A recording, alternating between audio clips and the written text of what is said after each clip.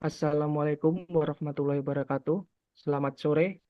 Kami dari kelompok 9 akan mensimulasikan pengadilan pajak dengan peran sebagai ikut. Panitera saya sendiri Putra Abdullah, Hakim Ketua Bapak Yogi Simanjuntak, Hakim Anggota 1 Bapak Dede Sulaiman, Hakim Anggota 2 Bapak Nandito Adi, Kuasa Hukum Pemohon Banding atas nama Saudara Fredrik, Kuasa Hukum Terbanding atas nama Saudari Kamilia Bilkis. Sidang perkara gugatan nomor 2019 garis miring PPN garis miring 001 akan segera dimulai. Kepada para pihak agar segera memasuki ruang persidangan dan menempati tempat duduk masing-masing. Tata tertib persidangan. Para pihak, saksi, ahli, ahli bahasa, dan pengunjung sidang wajib 1. Menempati tempat duduk yang telah disediakan dan duduk tertib serta sopan selama persidangan. 2. Menunjukkan sikap hormat kepada majelis hakim. 3. Memberi hormat kepada majelis hakim dengan membungkukkan badan setiap memasuki dan meninggalkan ruang sidang. Yang keempat, menyebut orang hakim dengan sebutan yang mulia. Para pihak, saksi, ahli, ahli bahasa, dan pengunjung persidangan dilarang 1. Memberikan dukungan, komentar, saran, tanggapan, atau mengajukan keberatan atas keterangan yang diberikan oleh para pihak, saksi, ahli, atau ahli bahasa selama persidangan berlangsung. 2. Memberikan ungkapan atau pernyataan di dalam persidangan yang isinya berupa ancaman terhadap independensi hakim dalam memutus perkara. 3. Mengaktifkan alat komunikasi dalam persidangan. 4. Makan, minum, dan membaca koran dan sejenisnya di ruang sidang selama persidangan berlangsung. Kelima, saling menghina dan merendahkan para pihak, saksi, ahli, atau ahli bahasa. Keenam, melakukan perbuatan atau tingkah laku yang dapat mengganggu persidangan atau merendahkan kehormatan dan martabat hakim serta kewibawaan pengadilan. Ketujuh, menggunakan alat elektronik untuk merekam suara dan video, mengambil foto, serta meliput jalannya persidangan tanpa seizin ketua atau hakim tunggal. Yang kedelapan, melakukan hal-hal lainnya yang dapat mengganggu jalannya persidangan. Hakim ketua atau hakim tunggal memberi peringatan dan atau mengambil tindakan untuk mengeluarkan dari ruang sidang kepada siapapun yang melanggar tata tertib dalam persidangan. Pada hari ini, Kamis 4 April 2019, sidang perkara nomor 2019 garis miring PPN garis miring 001 tahun 2019 segera dimulai. Majelis hakim memasuki ruang persidangan. Hadirin dimohon berdiri. Hadirin dimohon duduk kembali. Ya, silakan kuasa hukum terbanding membuat pernyataannya. Baik, terima kasih Yang Mulia atas kesempatannya. Di sini saya sebagai kuasa hukum terbanding ingin memberikan tanggapan terhadap sengketa yang tengah terjadi pada persidangan hari ini.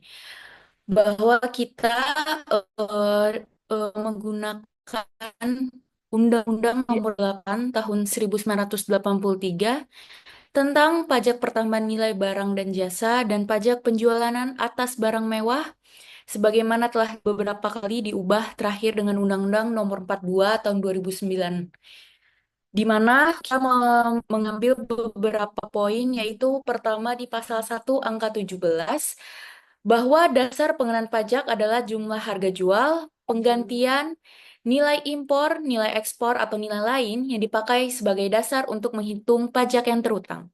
Lalu kemudian di pasal 1 angka 18, harga jual adalah nilai berupa uang, termasuk semua biaya yang diminta atau seharusnya diminta oleh penjual karena penyerahan barang kena pajak, tidak termasuk PPN yang dipungut menurut undang-undang ini, dan potongan harga yang dicantumkan dalam faktur pajak. Lalu kita mengambil pada pasal 1 angka 19, di mana penggantian adalah nilai berupa uang, termasuk semua biaya yang diminta atau seharusnya diminta oleh pengusaha karena penyerahan jasa kena pajak, ekspor jasa kena pajak, atau ekspor barang kena pajak tidak berwujud.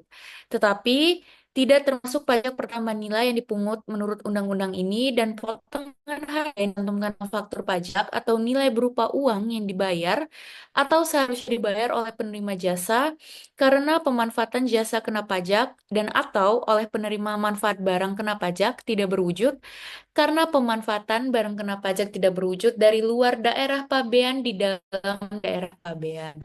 Lalu ada pasal 4 ayat 1 di mana pajak pertama nilai dikenakan atas penyerahan barang kena pajak di dalam daerah pabean yang dilakukan oleh pengusaha. Pasal 4A ayat 1 jenis barang sebagaimana dimaksud dalam pasal 1 angka 2 dan jenis jasa sebagaimana dimaksud dalam pasal 1 angka 5 yang tidak dikenakan pajak berdasarkan undang-undang ini ditetapkan dengan peraturan pemerintah. Pasal 4A ayat 2 penetapan jenis barang yang tidak dikenakan pajak pertama nilai sebagaimana dimaksud dalam ayat 1 didasarkan oleh kelompok-kelompok barang sebagai berikut. Barang hasil pertambangan atau hasil pengeboran yang diambil langsung dari sumber, barang kebutuhan pokok yang sangat dibutuhkan oleh rakyat banyak, makanan dan minuman yang disajikan di hotel, restoran, rumah makan, warung, dan sejenisnya, dan D. Uang atau emas batangan dan surat-surat berharga. Pasal 4A ayat 3 penetapan jenis jasa yang tidak dikenakan pajak nilai sebagaimana dimaksud dalam ayat 1 didasarkan atas kelompok-kelompok jasa sebagai berikut. Pertama, di bidang pelayanan kesehatan, kiriman surat dengan perangko, di bidang perbankan, asuransi, dan sewa guna usaha dengan hak opsi. Lalu di bidang keagamaan, di bidang pendidikan, di bidang kesenian dan hiburan, di bidang penyiaran yang sifatnya bukan bersifat iklan, lalu di bidang angkutan umum di darat dan air, di bidang tenaga kerja dan di bidang perhotelan, serta di bidang yang jasa yang disediakan oleh pemerintah dalam rangka menjalankan pemerintahan secara umum. Terakhir, pada pasal 13 ayat 1, di mana pengusaha kena pajak wajib membuat faktur pajak untuk setiap penyerahan barang kena pajak, sebagaimana dimaksud pada pasal 4 ayat 1, huruf A dan huruf F, dan atau pasal 16D. Lalu dasar hukum terakhir yang kami gunakan di sini yaitu bahwa berdasarkan Surat Edaran Direktur Jenderal Pajak Nomor SE 1 2000 pada angka 10 yaitu tentang PPN dan PPNBM dalam tata niaga kendaraan bermotor disebutkan bahwa dalam hal pembelian kendaraan bermotor dengan sistem on the road atau langsung atas nama pembeli, maka bea balik nama kendaraan bermotor atau BBNKB, retribusi STNK dan BPKB tidak merupakan unsur harga jual yang menjadi dasar pengenaan pajak sepanjang BBNKB serta retribusi STNK dan BPKB tersebut tidak tercantum dalam faktur pajak. Bahwa di sini saya sebagai kuasa hukum memberikan tanggapan mewakili terbanding pada persidangan hari ini atas pendapat pemohon banding, yaitu dengan beberapa poin yang kami highlight sebagai berikut. Yang pertama, berdasarkan penelitian atas dokumen penjualanan yang dipinjamkan oleh pemohon banding, dapat kita jelaskan bahwa pemohon banding melakukan penjualan kendaraan kepada konsumen dengan sistem on the road. Lalu pada saat penjualan kendaraan kepada konsumen, dokumen yang dibuat oleh pemohon banding antara lain surat pesanan kendaraan atau SPK, nota diskon, kwitansi penerimaan uang atas pembayaran uang muka pembelian kendaraan atau DP-nya, lalu kwitansi penerimaan uang atas pelunasan pembelian kendaraan dan dokumen delivery order atau DO. Lalu, bahwa jumlah uang yang diterima dan dicatat pemohon banding dalam kwitansi penerimaan uang pada saat penjualan kendaraan bermotor adalah jumlah keseluruhan yang tergabung dalam satu angka, tidak dirinci per jenis barang dan jasanya. Jadi, sehingga di dalam eh, dokumen tersebut semuanya merupakan pendapatan yang menjadi bagian dari harga jual yang diminta kepada konsumen sesuai pasal 1 angka 17 dan 18 Undang-Undang PPN. Lalu untuk poin yang kedua yang kami highlight adalah berdasarkan penelitian dokumen yang berkaitan dengan pengurusan BBN atau dokumen kwitansi penyerahan uang kepada Biro Jasa. Pertama itu untuk pengurusan BBN kendaraan, pemohon banding bekerja sama dengan pihak ketiga, di mana biaya pengurusan BBN ini diambil dari cadangan atau hutang BBN yang telah dibayarkan oleh konsumen pada saat pembelian kendaraan. Lalu, dalam penyerahan uang kepada pihak ketiga untuk pengurusan BBN ini terdapat 2 lembar kwitansi yang ditandatangani pihak ketiga atau Biro Jasa selaku penerima uang. Lalu, dapat kita jelaskan bahwa kwitansi yang pertama adalah kwitansi atas penyerahan uang untuk biaya notis atau pembayaran BBNKB, PKB, dan biaya administrasi seperti STNK dan TNKB, dan biaya-biaya dalam proses pengurusan. Lalu untuk kwitansi yang kedua adalah kwitansi atas pembayaran jasa pengurusan oleh pihak ketiga. Lalu di sini pemohon banding mengakui bahwa biaya tetap atau biaya proses itu tidak ada bukti dukungnya, berupa tanda terima uang dari pihak yang benar-benar menerima serta berupa rincian penggunaan biaya tetap tersebut. Lalu berdasarkan penelitian atas kwitansi pembayaran kepada Biro Jasa untuk pengurusan BBN ini diserahkan oleh pemohon banding dan tidak diketahui perincian nilai biaya notis dan biaya tetap pengurusan BBN yang sebenarnya yang dibayarkan kepada dinas terkait. Jadi terdapat blind spot antara pemohon banding dengan pihak ketiga yang melakukan pengurusannya kepada dinas terkait.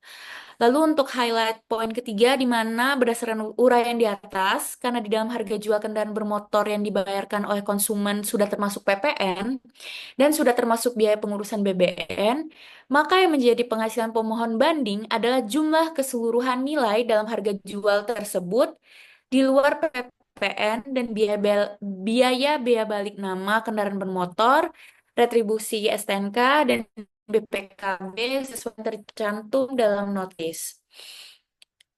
Lalu poin keempat, kita meng-highlight bahwa pada saat pemeriksaan maupun proses keberatan kepada pemohon banding, kita telah menginginkan surat pinjaman dokumen yang mendukung alasan keberatan pemohon banding selain yang telah disampaikan ke pemeriksa atau kepada dalam hal ini kepada DJP, antara lain dokumen yang terkait dengan pembayaran notis dari Samsat dan pembayaran biaya tetap atau biaya proses pengurusan BBN selama tahun pajak 2015. Namun pemohon banding tidak dapat memberikan bukti atau dokumen yang dimaksud. Jadi kita dari pihak DJP tidak mendapatkan dokumen-dokumen yang kita mintakan kepada pemohon banding. Lalu untuk yang poin kelima, mana dokumen yang dipinjamkan atau ditunjukkan pemohon banding selama proses keberatan maupun banding tidak mendukung alasan keberatan pemohon banding sehingga penghitungan biaya notis dan koreksi atas biaya tetap pengurusan BBN dipertahankan. Pada saat banding, pemohon banding hanya dapat menunjukkan kwitansi sebagaimana pada saat proses keberatan. Lalu selanjutnya karena karena pemohon banding tidak dapat menunjukkan dokumen pendukung dan mengingat bahwa di dalam harga jual kendaraan yang telah dibayarkan oleh konsumen sudah termasuk PPN, maka penghitungan laba pengurusan BBN dihitung kembali oleh DJP dengan mengeluarkan nilai PPN-nya terlebih dahulu. Jadi ketika sudah dikeluarkan nilai PPN-nya kita menemukan terdapat koreksi laba pengurusan BBN selama tahun 2015. Sehingga kita hitung kembali dapatlah angka sebesar 13.929.163.271 rupiah, sehingga peredaran usaha tahun pajak 2015 menjadi sebesar 34.487.152 rupiah. Kita meng-highlight juga bahwa sebagai pengingat bahwa penghitungan dasar pengenaan pajak atau DPP atas pendapatan pengurusan BBN per masa pajak Januari sampai dengan Desember 2015 adalah dengan mendistribusikan DPP pendapatan pengurusan BBN selama tahun pajak, yaitu tahun pajaknya 2015, berdasarkan jumlah motor yang terjual dalam setiap bulannya, sesuai yang telah dilakukan oleh pemeriksa dari pihak DJP, sehingga Mohon maaf atas interupsinya. Jadi, kembali saya lanjutkan bahwa DPP penyerahan yang PPN-nya harus dipungut itu berubah angkanya. Jadi, dalam surat keberatan maupun bandingnya, pemohon banding tidak mengajukan keberatan atau banding atas koreksi DPP, PPN barang, dan jasa atas pemakaian sendiri 10 unit riding test sebesar 174 juta, di mana ini terhitung dari masa pajak Agustus sampai dengan Oktober 2015. Lalu atas koreksi DPP, pendapatan pengurusan BBN untuk masa pajak Juni 2015 kembali kami hitung menjadi sebesar 1.255.736.118 rupiah. Jadi terhadap perubahan tersebut, DPP atas penyerahan yang PPN-nya harus dipungut itu pada masa pajak Juni 2015 menjadi sebesar 21.919.100, sorry, saya ulangin, sebesar 21.919.133.301 rupiah. Sehingga perhitungan dasar pengenaan pajak atau DPP atas pendapatan pengurusan BBN per masa pajak Juni 2015 yaitu terdapat jumlah PPN yang masih harus dibayar sebesar 186.586.004 rupiah.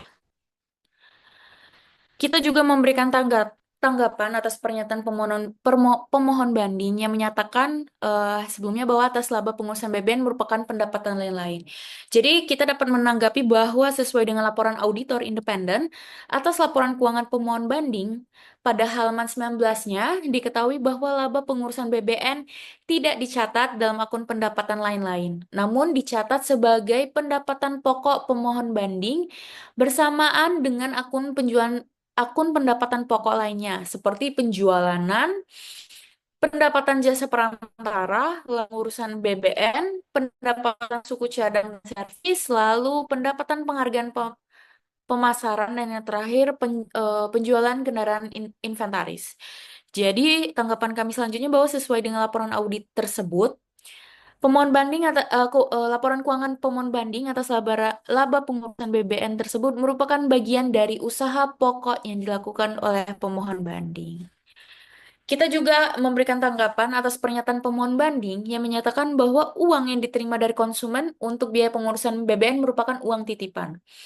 Dapat kami jelaskan, dapat kami clearkan di sini bahwa pemohon banding pada saat penjualan kendaraan kepada konsumen mencatat dalam kwitansi penerimaan uang berupa jumlah keseluruhan yang tergabung dalam satu angka, tidak dirinci per jenis barang dan jasa, sedangkan dokumen yang dibuat oleh pemohon banding antara lain surat pesanan kendaraan, nota diskon, kwitansi penerimaan uang atas pembayaran uang muka, pembelian kendaraan, kwitansi penerimaan uang atas pelunasan pembelian kendaraan, dan dokumen delivery order, tidak ada bukti dokumen yang berupa kwitansi maupun invoice yang menyatakan bahwa pembayaran pengurusan BBN sebagai bagian yang tidak terpisahkan dari pembelian unit motor dengan sistem on the road dari konsumen merupakan uang titipan. Bahwa apabila uang pengurusan BBN yang diterima dari konsumen merupakan uang titipan, maka setelah pengurusan BBN selesai dan masih terdapat sisa lebih atas uang titipan tersebut, seharusnya dikembalikan oleh pemohon banding seluruh kelebihannya kepada konsumen. Pemohon banding juga tidak mengembalikan sisa lebih uang pengurusan BBN, namun membukukan sebagai laba pengurusan BBN sebesar 4.098.132.184 rupiah yang merupakan pendapatan pokok pemohon banding sebagaimana termuat dalam laporan keuangan pemohon banding. Dan terakhir bahwa rincian penggunaan uang pengurusan BBN tersebut untuk pengeluaran biaya notis, biaya jasa pengurusan BBN, biaya tetap, dan laba pengurusan BBN. Jadi terhadap statement dari pemohon banding bahwa uang tersebut merupakan uang titipan dapat kami sanggah sebagaimana yang telah saya jelaskan sebagai kuasa hukum terbanding. Lalu kita memberikan tanggapan lagi atas pernyataan pemohon banding yang menyatakan bahwa dasar pengenaan pajak PPN barang dan jasa yang terutang atas penerimaan uang BBN dari konsumen hanya atas laba pengurusan BBN. Jadi dapat kita buktikan bahwa sesuai dengan laporan hasil pemeriksaan maupun laporan keberatan diketahui bahwa jumlah uang yang diterima dan dicatat pemohon banding dalam kwitansi penerimaan uang pada saat penjualan kendaraan bermotor adalah jumlah keseluruhan yang tergabung dalam satu angka. Tidak dirinci per jenis barang dan jasa, sehingga semuanya merupakan pendapatan yang menjadi bagian dari harga jual yang diminta kepada konsumen. Pada saat penjualan kendaraan kepada konsumen, pemohon banding membuat dokumen telah dijelaskan SP diskon, kwitansi DP dan kwitansi pelunasan dan dokumen delivery order. Bahwa uang penerimaan BBN dari konsumen tidak hanya digunakan untuk biaya notis, yaitu seperti BBNKB, retribusi STNK dan BPKB, namun digunakan juga untuk biaya jasa pengurusan BBN dan biaya tetap atau biaya proses. Kembali lagi dapat kita tegaskan bahwa sesuai dengan angka 10 pada surat edaran Direktur Jenderal Pajak nomor 21 tahun 2000 atas biaya notis itu tidak merupakan unsur harga jual yang menjadi dasar pengenaan pajak sepanjang biaya notis tersebut tidak tercantum dalam faktur pajak. Sesuai dengan pasal 4A ayat 2 dan ayat 3 Undang-Undang PPN diketahui bahwa atas biaya jasa pengurusan BBN dan biaya tetap atau biaya proses bukan merupakan jenis barang atau jenis jasa yang tidak dikenai PPN barang dan jasa. Lalu sesuai dengan laporan SPT masa PPN barang dan jasa masa pajak Januari sampai dengan Desember 2015, pemohon banding telah melaporkan PPN barang dan jasa atas laba pengurusan BBN sebesar 4.098.132.184 rupiah. Sehingga dapat kita simpulkan sesuai dengan ketentuan Undang-Undang PPN, maka seharusnya PPN barang dan jasa yang terutang atas penerimaan uang BBN dari konsumen tidak hanya atas laba pengurusan BBN, namun atas keseluruhan uang pengurusan BBN yang diterima dari konsumen, dikurangi dengan biaya notis tadi. Lalu tanggapan kami atas pernyataan pemohon banding pada saat persidangan yang menyatakan bahwa atas kasus yang sama pernah diputuskan oleh Mahkamah Agung dengan putusan nomor 546 garing B garing PK garing PJK garing 2018 dan nomor 251 garing B garing PK garing PJK garing 2017 bahwa berdasarkan penelitian sengketa yang terdapat dalam putusan Mahkamah Agung berbeda sengketa yang sedang diajukan oleh pemohon banding. Lalu berdasarkan penelitian di atas penelitian oleh terbanding, jadi peterbanding itu berpendapat bahwa putusan Mahkamah Agung atas nomor yang di atas yaitu 546 garing B garing PK garing PJK garing 2018 dan nomor 251 garing B garing PK garing PJK garing 2017 tidak dapat dijadikan dasar pedoman maupun jurisprudensi dalam memutuskan sengketa banding yang tengah terjadi. Tanggapan kami juga pertanyaan majelis tentang pertanyaan dari majelis hakim tentang bagaimana mekanisme pembuatan faktur yang benar terkait dengan penerimaan uang pengurusan BBN dari konsumen. Itu pada saat persidangan kami memberikan dokumen rincian perhitungan alokasi penggunaan uang pengurusan BBN dari konsumen yaitu atas bulan Desember 2015 sebagai mana diperoleh oleh pemohon banding pada saat pemeriksaan. Sesuai dengan dokumen tersebut, pemohon banding dapat mengalokasikan biaya notis tadi karena biaya yang dikeluarkan untuk jenis unit kendaraan yang sejenis dikeluarkan biaya dengan jumlah yang sama. Sehingga sejak dari awal sebenarnya penerimaan uang pengurusan BBN, pemohon banding dapat menghitung objek pajak yang terutang PPN barang dan jasa sekaligus menerbitkan faktur pajak atas nama pembeli atau konsumen. Eh, Baiklah Yang Mulia, mungkin dari kuasa hukum terbanding di sini telah memberikan tanggapan dan penjelasan atas sidang yang tengah terjadi. Saya kembalikan kepada Yang Mulia Hakim. Terima kasih. Baik, silakan untuk kuasa hukum pemohon banding membuat pernyataannya. Siap.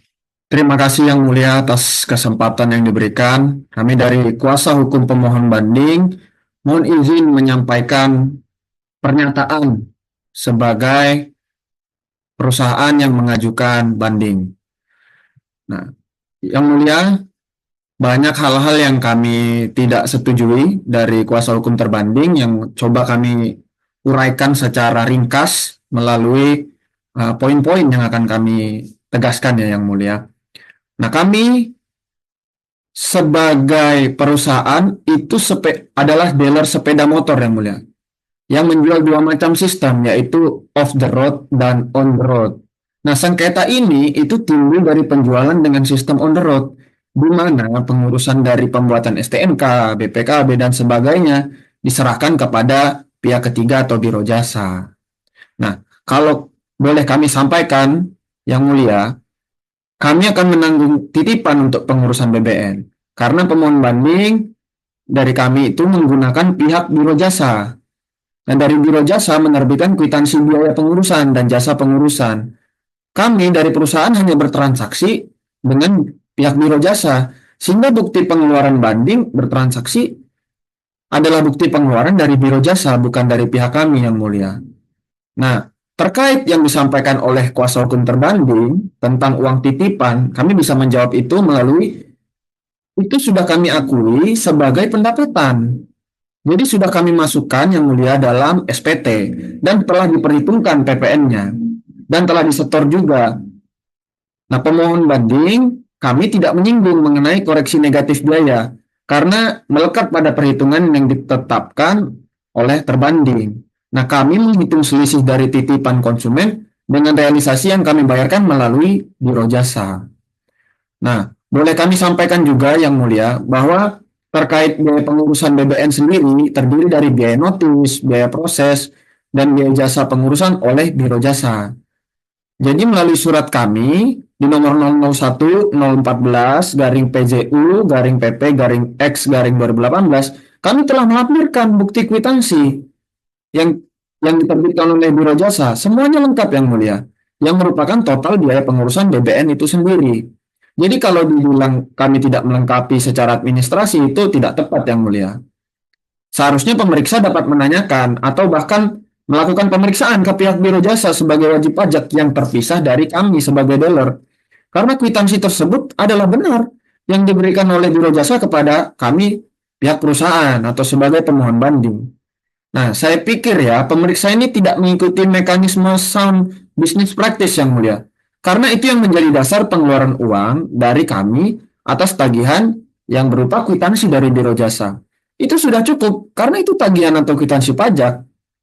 Dan di sisi lain kami juga bisa membuktikan adanya arus uang keluar dari perusahaan. Kalau kita membeli sesuatu, membayar sesuatu, anggap saja kita ke bengkel Yang Mulia. Ada tagihan penggantian spare part dan jasa servis. Yang terakhir ini sebagai dasar pemotongan PPh 23. Apakah kemudian karena tagihan tidak dilampiri dengan bon pembelian, maka biaya itu tidak diakui oleh pemeriksa? Kuof hadis pembelajaran training pemeriksaan di DJP maupun kuliah di STAN ini seperti apa jadinya? Nah, karena itu Yang Mulia mohon izin, kami juga telah mengurus BBN tersebut, telah memperhitungkan dengan PPN 10% dan atas perintah akun representatif dalam pemeriksaan yang lalu, sehingga selisih lebih antara biaya pengurusan surat-surat sepeda motor dengan customer untuk mengurus surat-suratnya, itu kami anggap objek PPN yang pemohon banding kami telah perhitungkan, setor, dan laporkan dalam SPT. Jadi kalau boleh kami simpulkan Yang Mulia dari kesimpulan pernyataan kami, biaya pengurusan BBN yang meliputi biaya notis, biaya proses, biaya jasa, harga yang tertera di faktur pajak, harga off the road, sehingga biaya pengurusan BBN, itu kan juga termasuk unsur harga jual yang menjadi dasar pengenaan pajak. Itu juga sesuai surat edaran nomor 21 PJ 51 tahun 2000, butir 10. Nah, kalau dilihat dari SE tersebut, maka sudah seharusnya atas biaya pengurusan BBN dan selisih yang timbul itu tidak terhutang PPN sama sekali. Hal ini merujuk pada SE tersebut Yang Mulia dan dilihat pada hasil putusan PP dan diperkuat dengan putusan MA nomor 251 BPK PJK 2017, khususnya kalau secara spesifik pada halaman 41. Nah, kami sebagai pihak pemohon banding yang mulia, mohon izin menyampaikan penjelasan tertulis yang telah kami sampaikan melalui keputusan 00155 Cap WBC 10 2017. Nah, atas dasar perhitungan tersebut, kami boleh sampaikan bahwa apabila terbanding tetap memaksakan pendapatnya dan melakukan koreksi ke pendapatan atas biaya dicatat di bagian baya, maka sampai kapanpun kami akan menjadi pihak yang dirugikan kalau seperti itu yang mulia. Karena bukti-bukti yang dibayarkan Biro Jasa ke Samsat yang diminta oleh terbanding tidak bisa kami dapatkan. Sehingga berakibat biaya proses tidak akan pernah dicatat sebagai biaya. Jadi boleh kami lihat miss-nya di situ yang mulia dengan terbanding. Jadi kalau boleh kami tekankan sekali lagi yang mulia, agar jangan seperti ini jika terbanding mau meminta surat-surat yang diperlukan. Karena kami sebagai wajib pajak malah nanti terjerumus dalam kekeliruan, yang mana kami sadar bahwa jika kami diedukasi atau disampaikan secara jelas tentang ketentuan perpajakannya, kami pasti menerapkan prinsip-prinsip keadilan, di mana kami juga siap untuk menyampaikan syarat-syaratnya yang mulia. Nah, kesimpulan akhir kami yang mulia sebelum eh, pernyataan kami berakhir itu proses pengurusan ini BBN, STNK dan PPKB ini ditanggung konsumen merupakan uang titipan yang akan dibayarkan kepada jasa pengurusan sehingga tidak termasuk dalam perhitungan DPP PPN. Itu boleh kami tekankan sekali lagi yang mulia. Dan terdapat jurisprudensi untuk kasus serupa, yakni putusan Mahkamah Agung nomor 546 B garing PK garing PJK tahun 2018 dan 251 garing B garing PK garing PJK 2017 terkait penghitungan PPN, serta putusan Pengadilan Pajak nomor 43259 garing PP garing N titik I garing 15 garing 2013 mengenai BBN sebagai titipan konsumen. Demikian yang mulia untuk pernyataan yang boleh kami sampaikan sebagai kuasa hukum pemohon banding. Terima kasih atas waktu dan kesempatannya. Saya kembalikan lagi kepada yang mulia.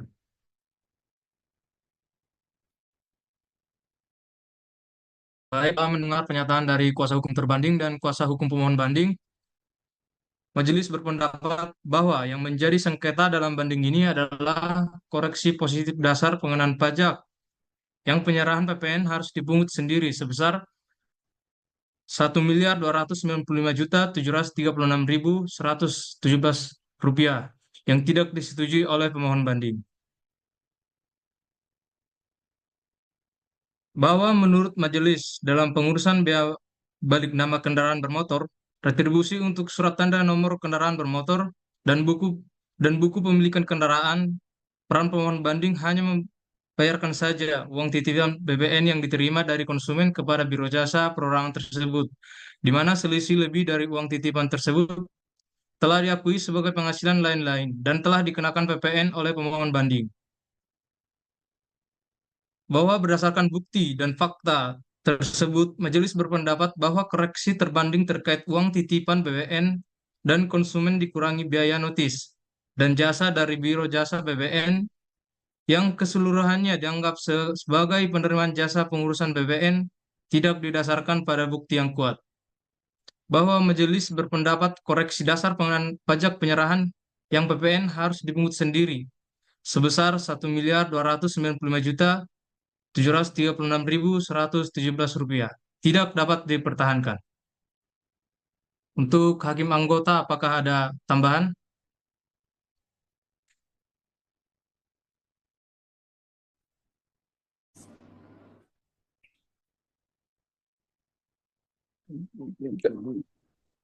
Dari kami cukup, yang mulia Hakim Ketua, mungkin langsung bisa dibacakan putusannya. Dipersilakan Pak Dede selaku yang mulia Hakim anggota 1. Baik, Eh,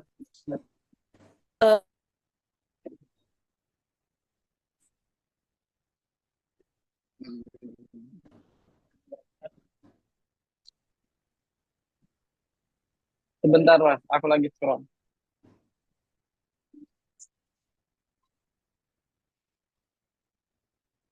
Baik, dalam hal ini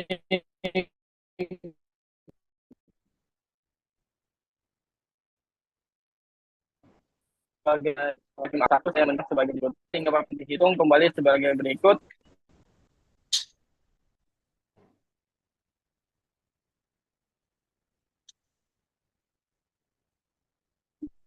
Dasar pengenaan pajak ekspor 0, kemudian penyerahan yang PPN yang harus dipungut sendiri yaitu senilai 20.623.397.183 rupiah.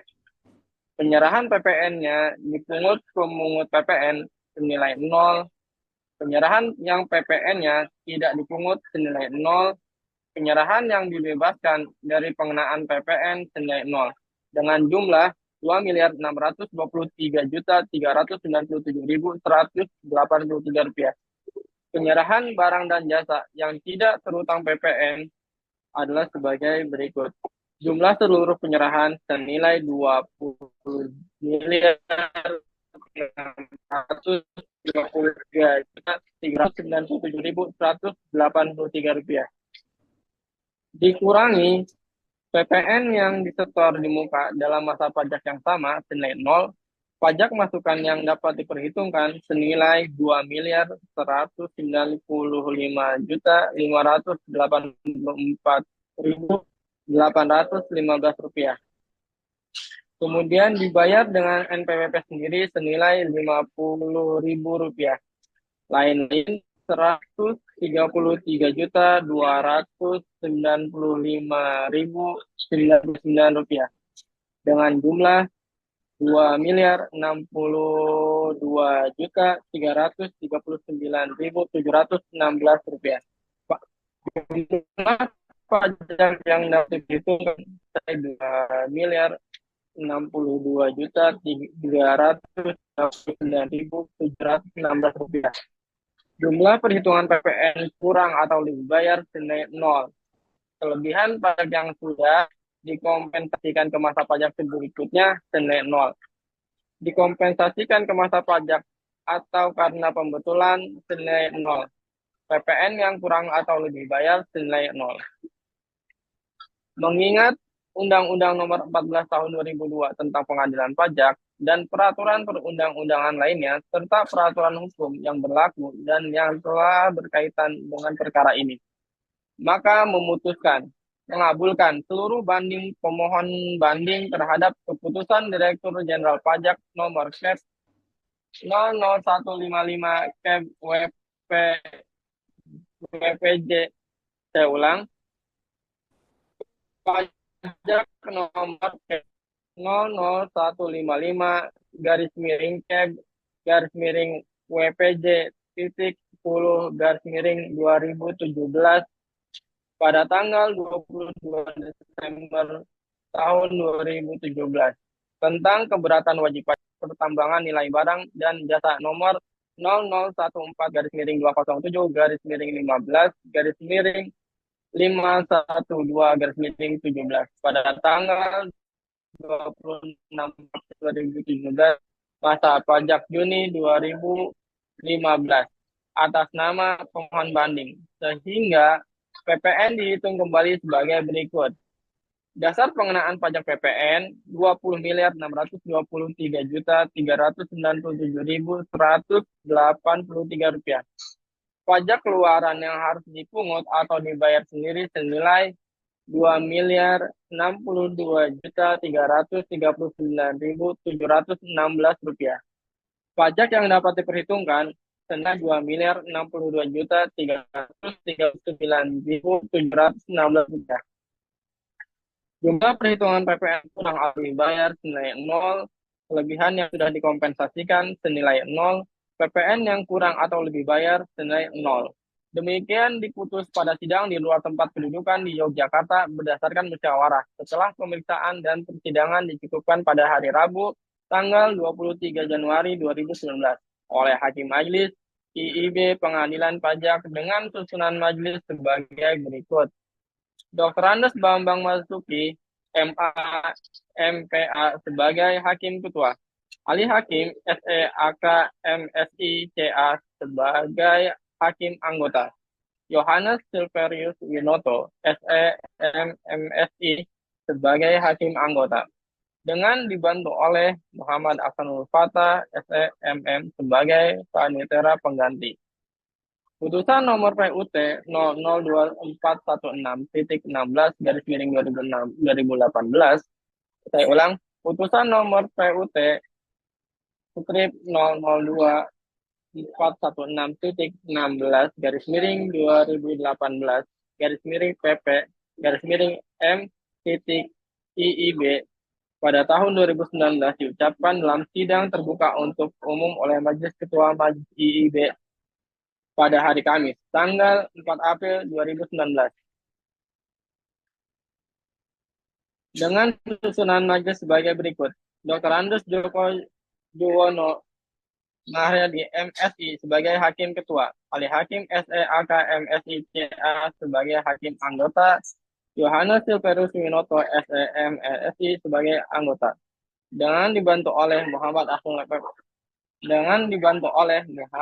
Ahsanul Fatah SEMM sebagai Panitera Pengganti. Dihadiri oleh para hakim anggota dan panitera pengganti. Dengan tidak dihadiri oleh terbanding dan dihadiri oleh pemohon banding.